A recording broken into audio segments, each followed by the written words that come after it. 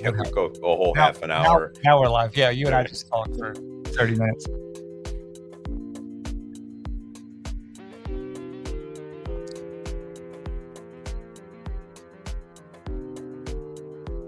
Hey, good morning, everybody. Welcome back. You hear that timeless tune, that timeless music, and you associate it undoubtedly with insight into what's going on in the world, news that you can use. Salivating for substantive information from inquiring legal minds.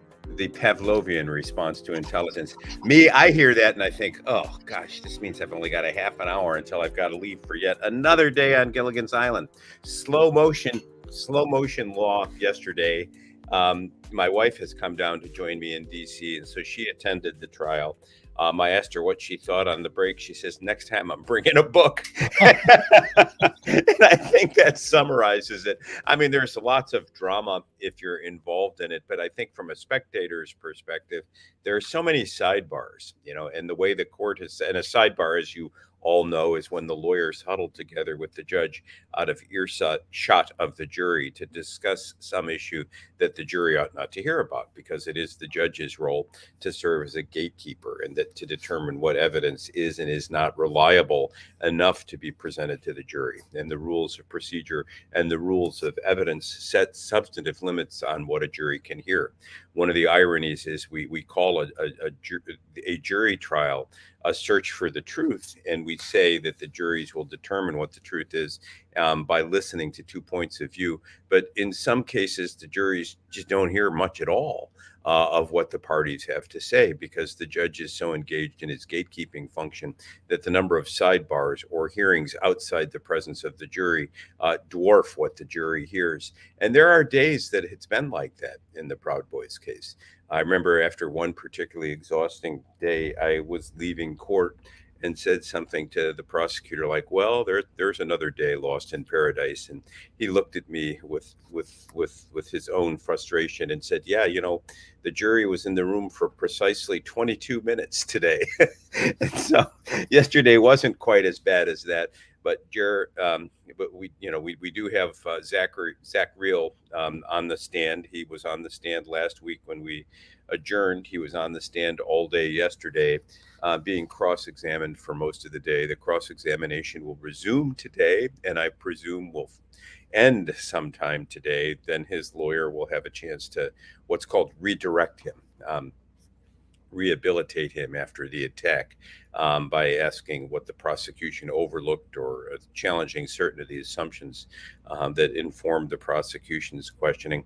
And then we will turn to what I suspect will be the final witness in the case, Dominic Pizzola. Dominic Pizzola is one of the Proud Boys. And if you've spent any time looking at iconic films of that day of January 6, 2021, and recall seeing a man using a police riot shield to break a window to enter the Capitol, that would be Mr. Pizzola. So he's got some splaining to do, and we'll see what his lawyer, Steve Metcalf from New York and Baltimore, can do with him. I've gotten to know Steve very well during the course of the trial and regard him as a legal talent of untold potential. One of the pleasures in being in this case is getting to work with some younger lawyers, a couple of whom strike me as having enormous talent.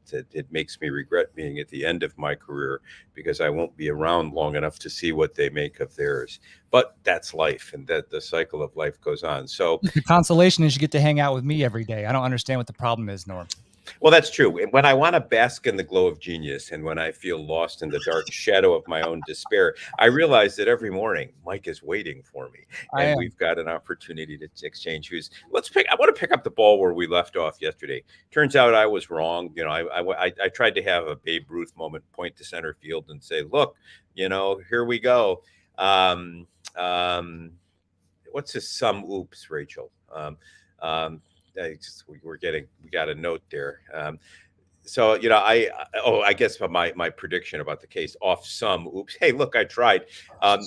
Babe Ruth, I don't know if he really knew he was going to hit the ball into center field, but he stood at the plate, he pointed, and he said, there it goes. And he swung the bat and bam, there it went. I thought the discussions yesterday between Fox and Dominion would yield a settlement, because I thought the risks were so high for Fox. This case is going to go to the jury, and to my mind, it is indisputably the case that they were making factual assertions about the Dominion voting stuff, machines, rather, that they had reason to believe weren't true when they uttered them. And, I guess I was wrong. So evidence is expected to begin today there. It's federal court in Delaware. Jury selection will begin momentarily. And according to press accounts that I read overnight, they expect to pick the jury in a day and have opening statements later on today. They expect that trial to last 6 weeks. The mere twinkling of an eye, by my perspective, now given the Proud Boys case. And, I guess I'm glad that we're having the trial. I don't view this as a threat to the First Amendment. I think that everyone has a right to report on facts. Everyone has a right to opine on the meaning of those facts and how they're stitched together. But when you make an assertion of fact that damages someone, if you make it in reckless disregard of the truth, there are going to be consequences. And I think the fact that Fox as a media company doesn't immunize itself, doesn't provide it with immunity or impunity to get things wrong. And so if Fox gets hit with a judgment of some substance in this case, Fox will recover. It's got the reserves to recover. And I think, if the media in general is told it's got to be more careful, or it has to abide by conventions in arriving at assertions of fact, that's fine with me. I don't think it affects the opinion making business. I got a lot of pushback from folks, Mike, on comments yesterday. And so I wanted to know what I'm missing. I don't want to pretend to have, my own oracular vision of events that can't be challenged. Some people think this trial in and of itself is a bad idea. I want to know more about that. Well, I don't know that you are getting so much pushback. I think there's a yearning, there's a desire and an appetite from those that are more centrist and or politically right for there to be a simple acknowledgement on the front end that the context within which this trial exists is largely slanted toward the political left, right? And I don't think it's any more or less than that. I mean, obviously, there are many people who still believe that the 2020 election results are not to be trusted or accepted.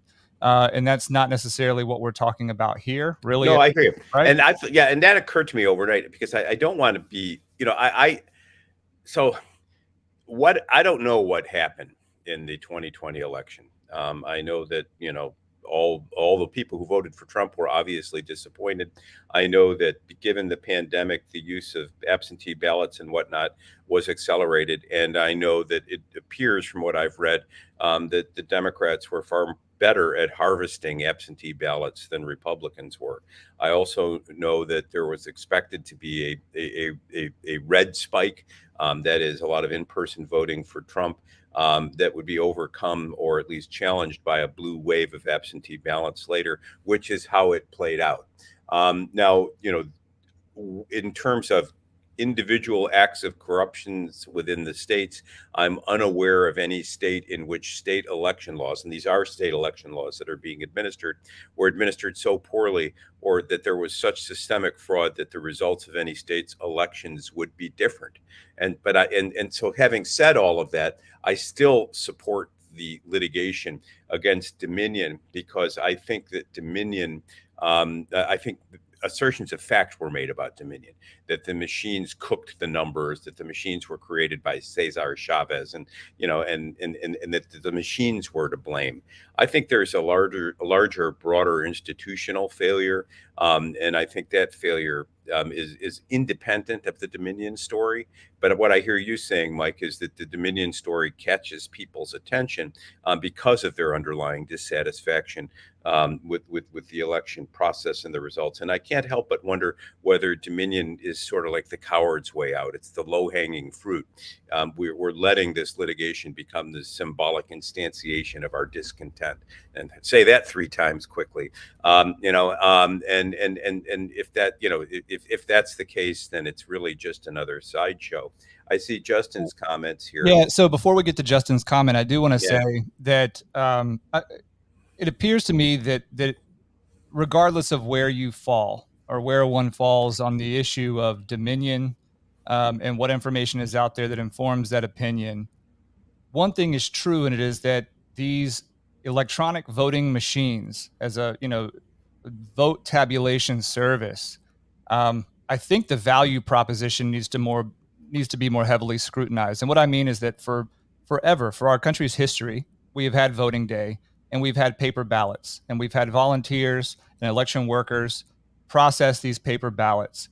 And with that in mind, that there isn't as much of a concern from the general public, the voting public, that somehow because this isn't really a bridge different from the issues with tech algorithms, Twitter, Facebook, etc. It's a black box, and what the public largely views as an opaque atmosphere where things happen in the background that affect the yield from these systems. That there is opportunity, and especially in the Trump era, motivation for what one of my best friends in the world and law school study group mates would say, there's fuckery afoot.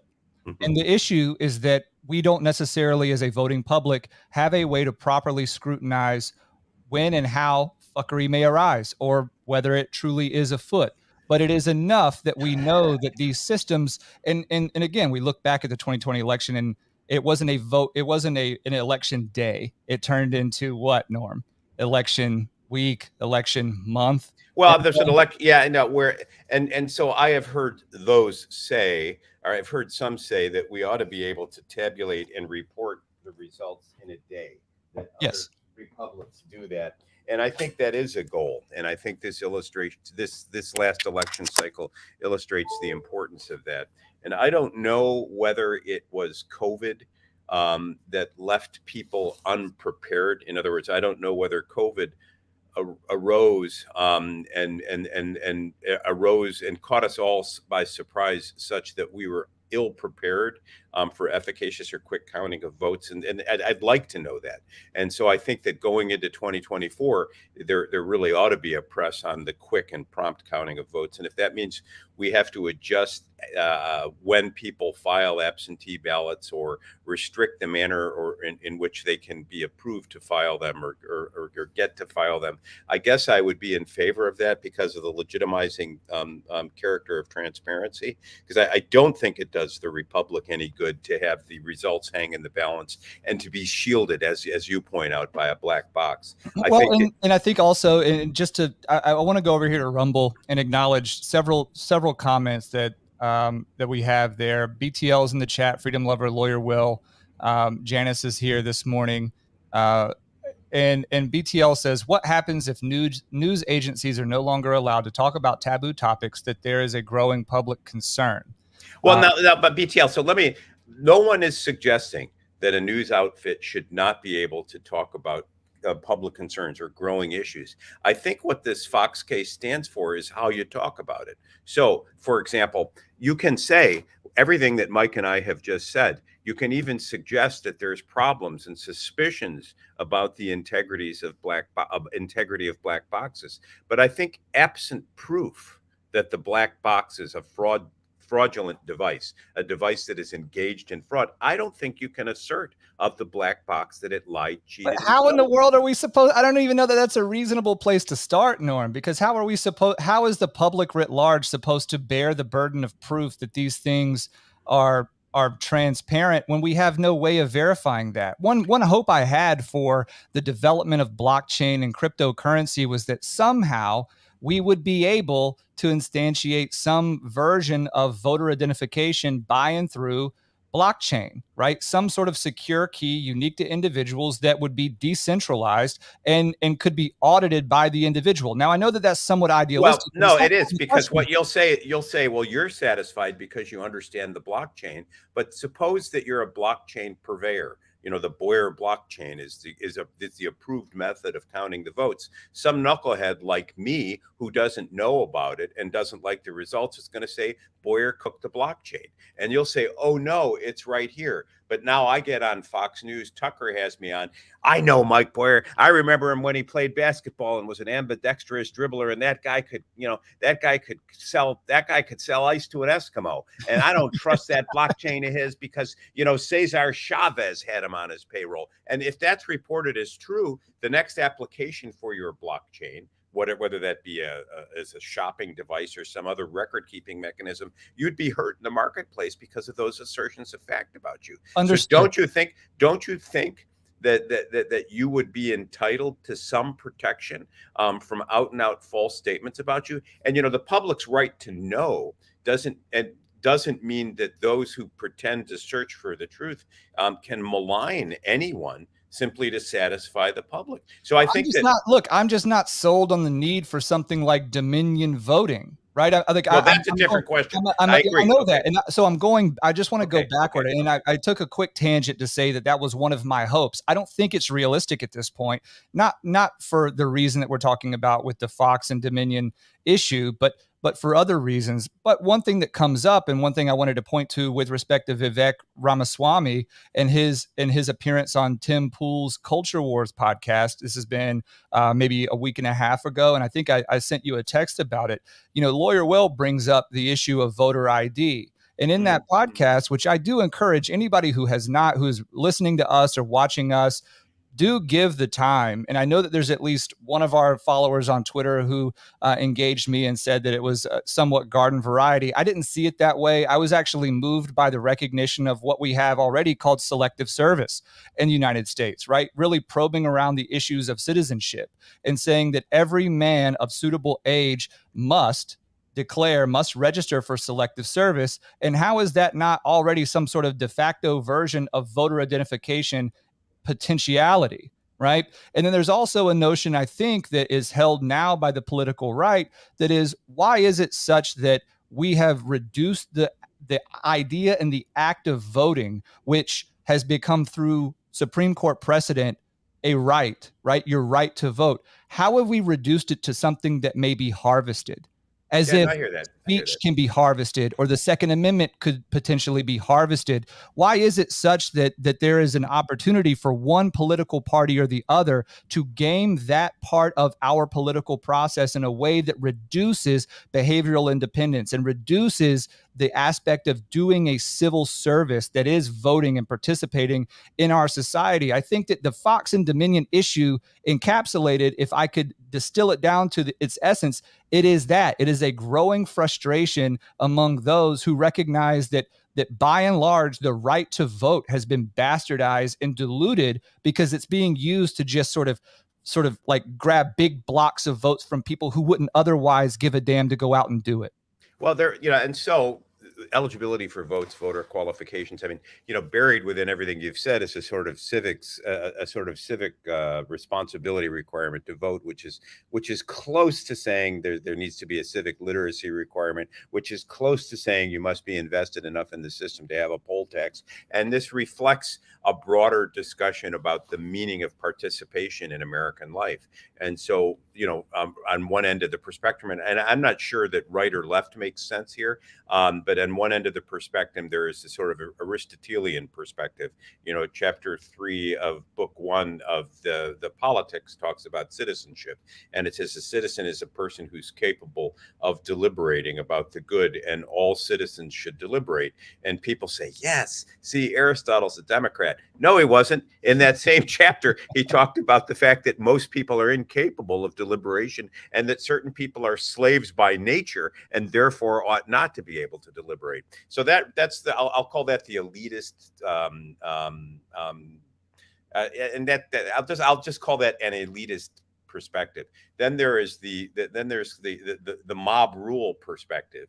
If you can stand on your own 2 feet and utter your name, you should be able to vote, whether you're a citizen or not. And that's what democracy requires. And that would, and from Aristotle's perspective, that would be the rule of the mob. I guess we're gravitating toward that extreme with over-inclusive voter registration polls. The problem is when you decide to exclude someone, you have to do that on a principled basis. And the parties are coalesced around building the largest coalition that they can. And so on the left, you'll, I guess, want more inclusion. On the right, you may want less, or or you may decide you want to include or exclude certain sorts of people. I think what we can contribute to the debate is perhaps raising the issue of whether there might be neutral principles that everyone can agree upon in terms of voter registration and voting process. And so I would advance one right now, which would say that however eligibility is determined and however the votes are cast and harvested, I think for purposes of transparency and legitimacy, there should be a 24-hour period turnaround on the votes.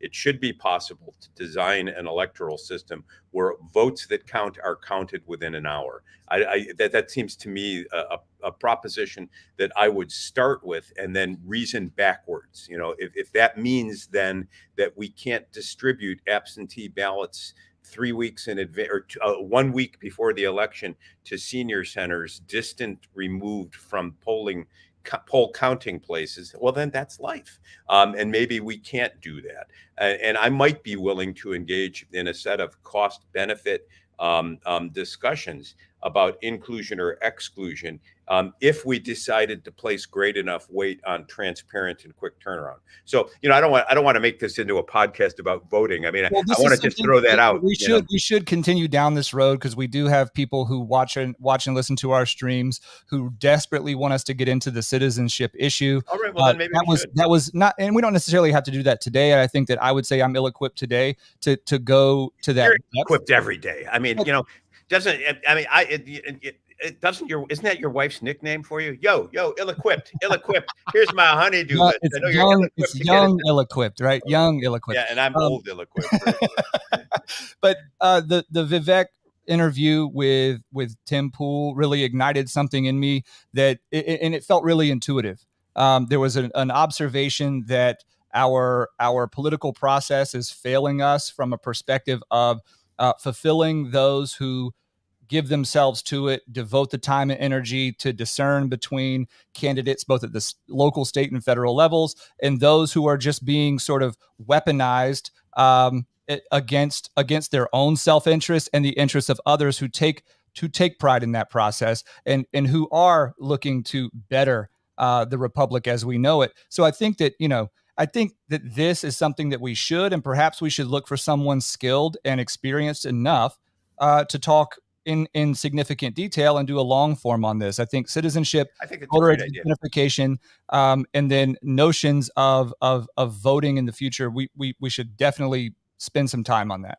Well, we should. So let's keep an eye out and also look for things to read on the topic. I suggest, I see Justin is active on the comments here.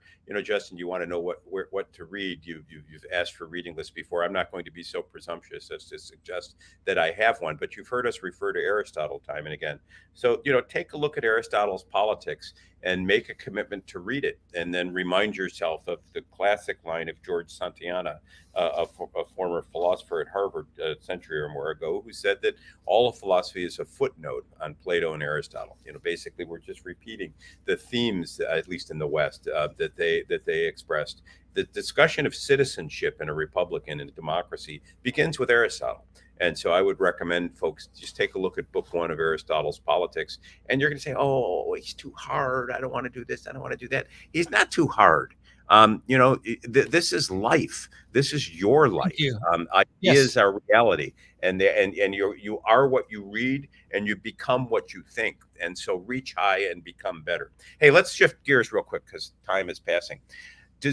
I'm very, very intrigued by the brouhaha involving Clarence Thomas. I'm not yet persuaded, that we're anywhere close to having to have a serious discussion about whether he should be removed. My understanding is that there are deficiencies in his financial reporting under the Government and Ethics Act, and that he has failed to make necessary disclosures, and that might submit him to a fine. It would also certainly require him, if necessary, to submit amended forms. I'm far less interested in Thomas's having received financial benefit from a billionaire who had never had a case pending before Thomas than I am from all the would-be millionaires in Congress who've leveraged modest salaries into multi-million-dollar portfolios. Something's going on out there.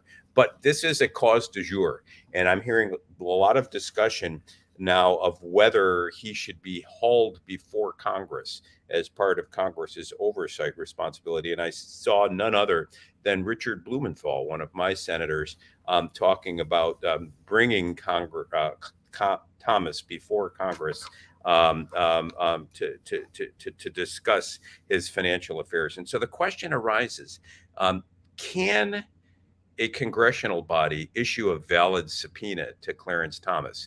And for you law nerds out there, that should be a pretty fascinating topic. A subpoena is an order to appear, and all practicing lawyers, by one degree or another, have the right to issue subpoenas.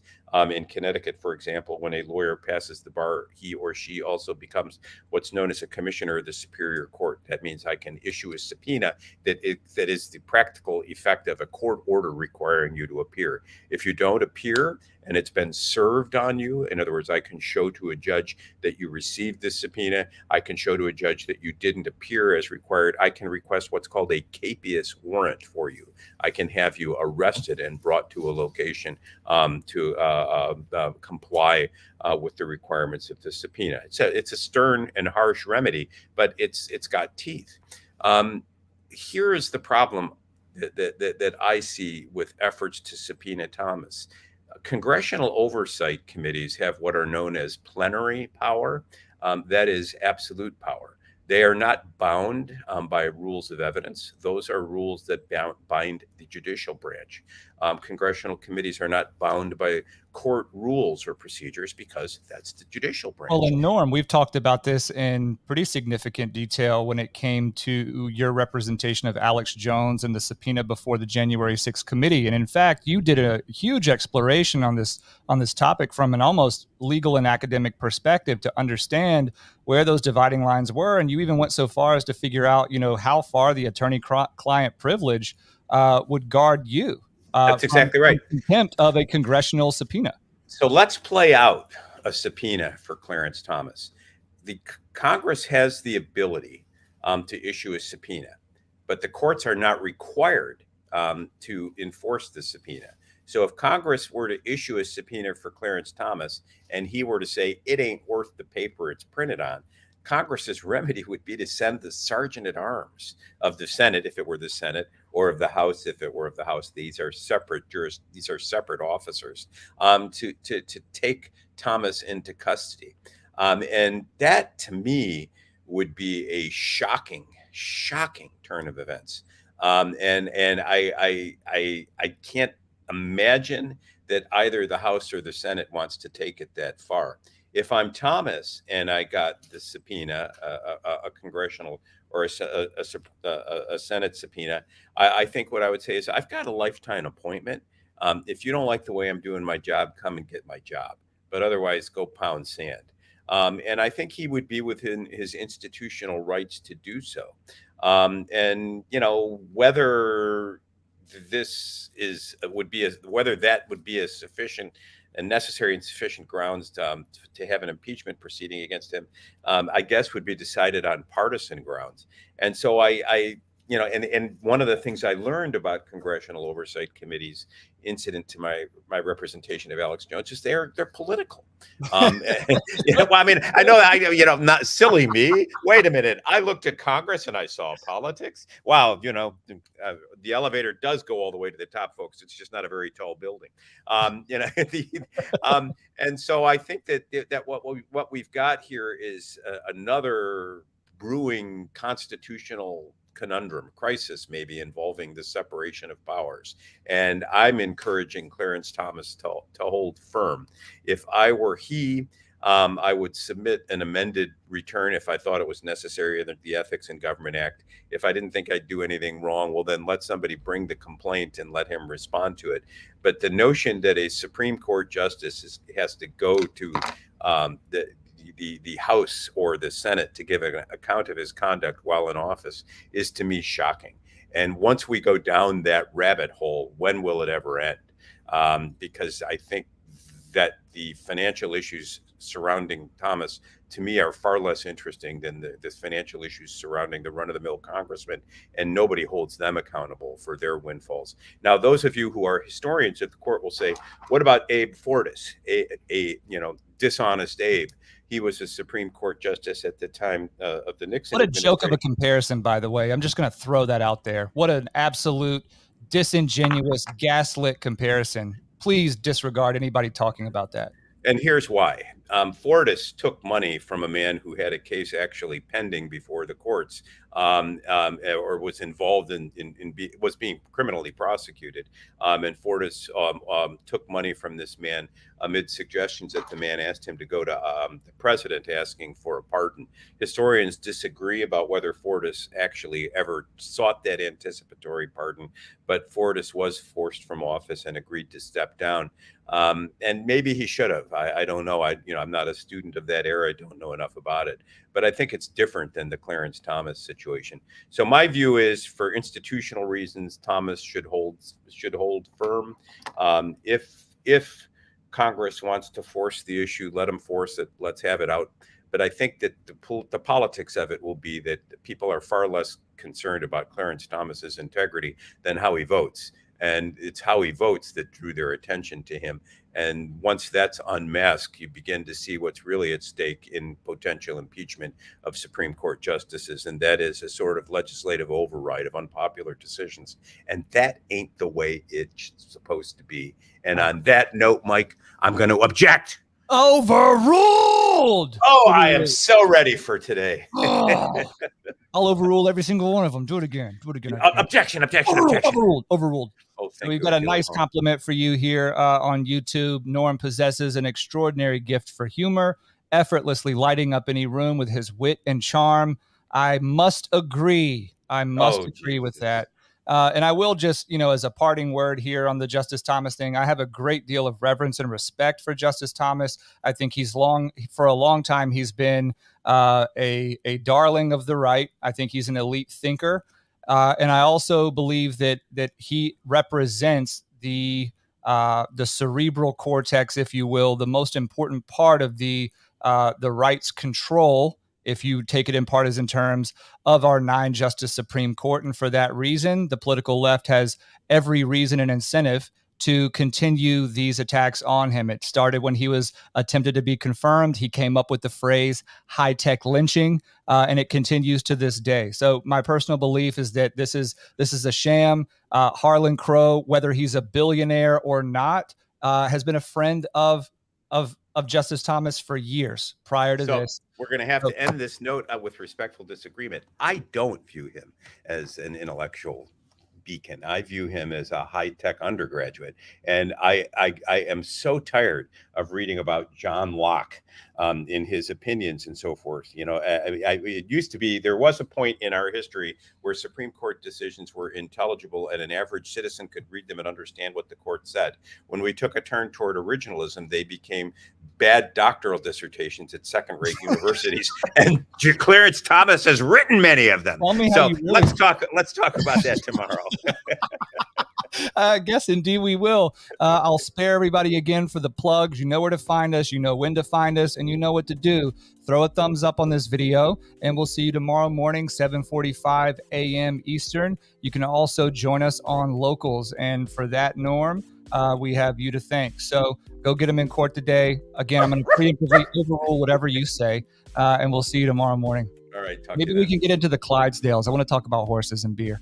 That works for me. See you tomorrow.